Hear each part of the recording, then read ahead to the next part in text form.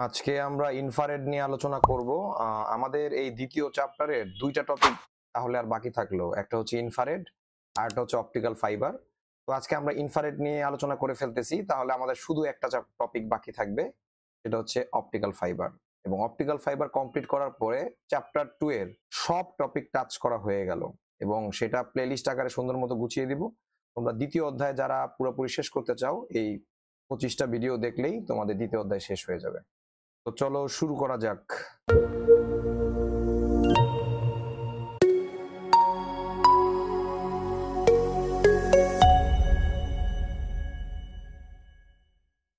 দেখো, ফার্স্টে আমি ইনফ্রারেডের সংজ্ঞাটা দিয়েছি। এটা হচ্ছে 300 গিগাহার্জ থেকে 430 টেরাহার্জ পর্যন্ত ফ্রিকোয়েন্সিকে ইনফ্রারেড বলে। তোমাদের পরীক্ষায় আসে যে ইনফ্রারেড কি বা ইনফ্রারেড কাকে বলে। যদি এই প্রশ্নটা আসে তাহলে তোমরা এটা লিখবা যে 300 গিগাহার্জ থেকে 430 টেরাহার্জ পর্যন্ত ফ্রিকোয়েন্সিকে ইনফ্রারেড বলে। 1835 সালে মার্সিডিও মেলোনি প্রথম ইনফ্রারেড প্রযুক্তি আবিষ্কার করেন। ডিভাইস থেকে ডিভাইসে তথ্য পাঠানোর জন্য জনপ্রিয় প্রযুক্তি হলো ইনফ্রারেড। এই প্রযুক্তিতে তরঙ্গ দৈর্ঘ্যের মাধ্যমে তড়িৎ চুম্বকীয় পদ্ধতিতে তথ্য পাঠানো হয়ে থাকে। সাধারণত 0.7 থেকে 300 মাইক্রোমিটার দূরত্বের ডিভাইসের মধ্যে তথ্য আদান প্রদান করা যায়। ইনফ্রারেডের ফ্রিকোয়েন্সি সীমা ব্লুটুথ প্রযুক্তির চেয়ে অনেক কম। মানে ব্লুটুথ প্রযুক্তির ফ্রিকোয়েন্সি সীমার থেকে ইনফ্রারেডের ফ্রিকোয়েন্সি সীমাটা অনেক কম। এবার আসো, এই ইনফ্রারেডের আমি কিছু ছবি দেখাইছি এখানে, যেমন মোবাইলের কোথায় ইনফ্রারেডটা থাকে, আর তারপর আমরা টিভি চালাই যে টিভির রিমোটের ভিতরে কোথায় ইনফ্রারেড রেটা বের হয় এবং সেটা রিসিভারটা কোথায় থাকে টিভির। আমি এই ছবিগুলো দিয়ে বোঝানোর চেষ্টা করছি যে ইনফ্রারেডটা কি। এবং ইনফ্রারেড কিন্তু খালি চোখে দেখা যায় না।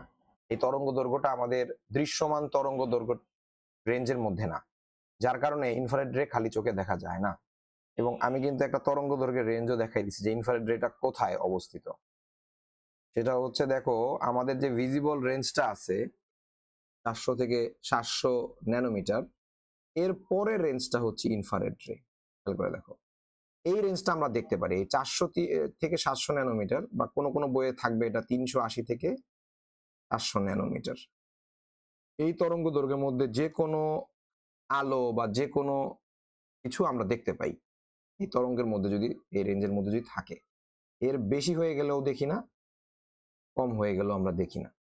তো এখানে তোমরা জানো যে আমাদের শর্ট ওয়েভলেন্থ গুলো হচ্ছে কোনগুলা, যেমন গামা রে, এক্স রে, তারপর আস্তে আস্তে তরঙ্গ দৈর্ঘ্য গুলো বড় হতে থাকে। তো ইনফ্রারেড রে কিন্তু মোটামুটি ভিজিবল রেঞ্জের চেয়ে বড় বড় তরঙ্গ দৈর্ঘ্য, বাট তারপরেও এটা দেখা যায় না, দৃশ্যমান না। আচ্ছা, তো এবার আসো আমরা ইনফ্রারেড রে কিছু বৈশিষ্ট্য, সুবিধা এবং অসুবিধা বলবো। এই টপিকটা একটু ছোট এবং খুব তাড়াতাড়ি ভিডিওটা শেষ হয়ে যাবে। বৈশিষ্ট্য হচ্ছে দৃশ্যমান আলোর চেয়ে দীর্ঘ তরঙ্গ দৈর্ঘ্য, মানে দৃশ্যমান আলোর চেয়ে বড় তরঙ্গ দৈর্ঘ্য, তার মাধ্যম হতে এর ডেটা চলাচল গতি কম। মানে আমার ডেটা চলাচলের গতিটা এখানে কম। সুবিধা হইতেছে ডেটা ট্রান্সমিশনে স্বল্প বিদ্যুৎ প্রয়োজন। দ্বিতীয় সুবিধা হচ্ছে উচ্চ নিরাপত্তা।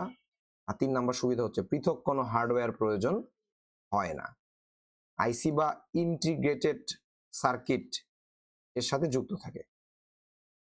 অসুবিধা কি দেখো, অসুবিধা হচ্ছে বর্ষা, কুয়াশা ইত্যাদি দূষণে ডেটা ট্রান্সমিশনে প্রভাব পড়বে। আর অধিক দূরত্বে ডেটা ট্রান্সমিট করা যায় না, মানে এটা একটা রেঞ্জ আছে, রেঞ্জটা বেশি বড় না, বেশি দূরে আসলে এটা কাজ করে না। ব্যবহার হিসাবে কোনটা, কার লকিং সিস্টেম। আমাদের যাদের প্রাইভেট কার আছে বা আমরা যারা সচরাচর প্রাইভেট কারে উঠি, এখানে কার লকিং সিস্টেমটা ইনফ্রারেড দিয়ে হয়।